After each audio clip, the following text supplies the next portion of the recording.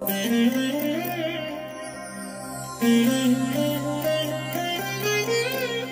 దినం పరము నుండి దిగివచ్చు మాట.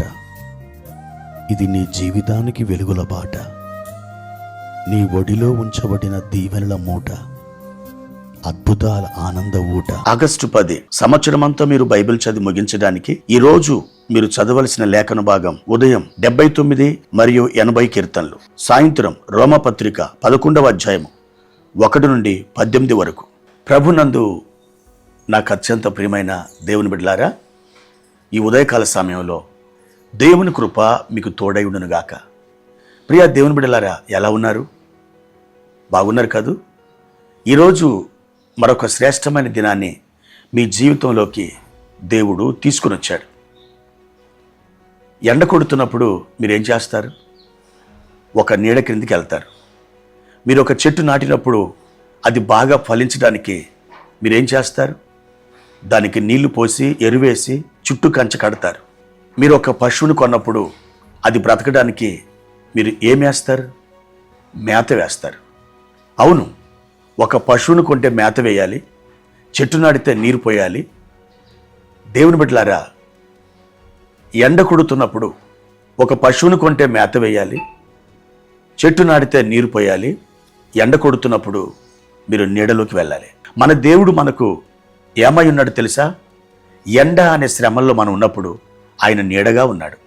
ఒక పశువు జీవించడానికి మేత ఎలా అవసరమో ఆయన మనకు జీవాహారమై ఉన్నాడు. ఒక చెట్టు బ్రతకడానికి నీరు ఎంత అవసరమో ఆయన మనకు జీవజలమై ఉన్నాడు.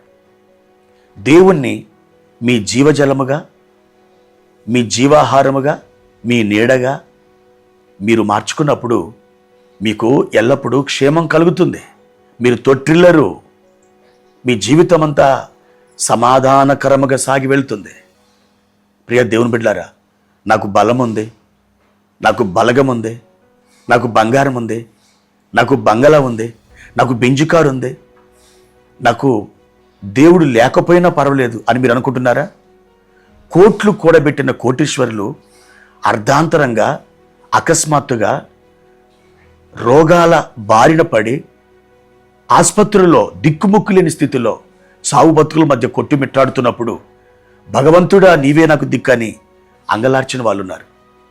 తన డబ్బు తను కాపాడలేదు, తన బలగం తను కాపాడలేదు, తన బంగారం తను రక్షించలేదు.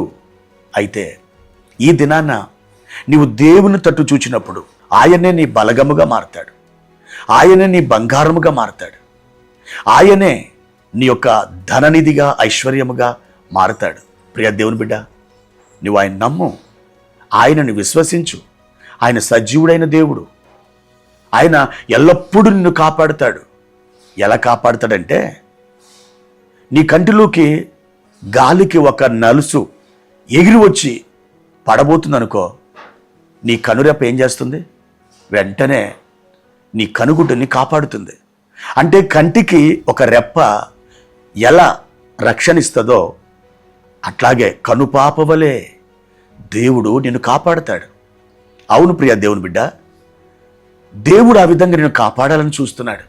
అయితే ఒక్క షరతు, నీవు ఆయన దగ్గరికి వచ్చి ఆయన సన్నిధిలో మోకరించి, యేసు ప్రభువా, నేను నిన్ను నమ్ముతున్నాను, నీవు నా దేవుడు అని విశ్వసిస్తున్నాను, నా కోసం నీవు సిలువలో ప్రాణం పెట్టి రక్తం కార్చి 3వ దినాన్ని తిరిగి లేచావని నమ్ముతున్నాను. నాయనా, ఒక్కసారి నన్ను నీ బిడ్డగా మార్చుకో అని నువ్వు ప్రార్థన చేస్తే ఆ ఒక్క మాట చాలు, నువ్వు దేవుని బిడ్డగా మారుతావు. ఆయన నీకు క్షేమాన్ని ఇస్తాడు, ఆయనకు సంతోషాన్ని ఇస్తాడు, ఆయనకు సమాధానం ఇస్తాడు. ఆయన నీ జీవితంలో ఉన్నతమైన కార్యాలు చేస్తాడు. నీకు వ్యతిరేకమైన ప్రతి ఆయుధము కూడా పడిపోతుంది. ఎక్కడికో పరుగులెత్తుతున్నావు, ఎవరి కోసం ఎదురు చూస్తున్నావు? ఎవరో వచ్చి ఇస్తారని, లేవనెత్తుతారని, బాగు చేస్తారని నువ్వు అనుకుంటున్నావు. అదంతా వృధా ప్రయాస. ఎవరు రారు, ఎవరు నీకేమి ఇవ్వరు. ఎందుకంటే మానవుడు స్వార్థ జీవి. ఎవరి స్వార్థాన్ని వారు చూసుకుంటారు. కానీ నీ ప్రభు స్వార్థం లేనివాడు, నీ ప్రభు ప్రేమ గలవాడు. ఆయన నిన్ను చేర్చుకుంటాడు. ఒక అతను నాకు తెలుసు, నాకు ధనం ఉంది, నేను దిగిపోతే నాకు డబ్బులు వస్తాయి, నా పిల్లలు నన్ను చూడకపోయినా పర్వాలేదు, నాకు ధనం ఉంది అని చెప్పి అలా మాట్లాడుతుండేవాడు. ఒక దినం అతనికి పక్షవాతం వచ్చింది, మంచాన పడ్డాడు. సొంత పిల్లలే అతన్ని చూడకుండా రెక్కలు చిన్న పక్షులుగా వారు ఎగిరిపోయారు. ఆ భార్య, తనకు కూడా ఆరోగ్యం బాగలేదు, తన భర్తకు చాకరీ చేయలేక ఆవిడ మధ్యాంతరంగా చనిపోయింది. అతని జీవితం ఎందుకు పనికిరానిదిగా మారింది. తన చివరి దినాలు ఏడుస్తూ ఏడుస్తూ ఏడుస్తూ చనిపోయాడు. ఆయన ఎప్పుడు చనిపోయాడు ఎవరికి తెలియదు. ఆ ప్రక్కన ఉన్నటువంటి ఇంటివారు ఆ దుర్వాసన చూసి వచ్చి అతడు చనిపోయాడని తెలుసుకొని ఆ తర్వాత వాళ్ళ బిడ్డలకు వర్తమానం ఇచ్చి అంత్యక్రియలు జరిగించారు. కాబట్టి ఎవరి మీద ఆశ పెట్టుకోకు, దేవుని మీదనే ఆశ పెట్టుకో. దేవుడు ఎవరిని ఎప్పుడు ఎలా వాడుకుంటాడో అది ఆయనకు తెలుసు. నీకు మేలు కలుగుతుంది. ఈ మాటలు నమ్ము. ఈ మాటలు వాస్తవాలు దేవుని బిడ్డ.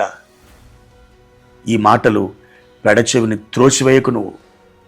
దేవుడి నిన్ను దీవించునుగాక. ప్రార్థన.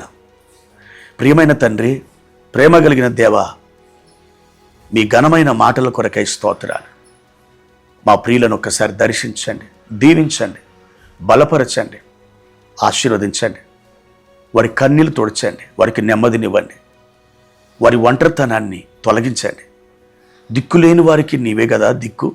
అయ్యా, ఈ దినం నీ బిడలు నీ పాదాల చెంతకొచ్చి నాయన శరణు వేడుచుండగా వారికి కృపను చూపించి వారిని ఆదుకొని ఆదరించి హత్తుకొని వారికి సంతోషాన్ని దయచేయండి.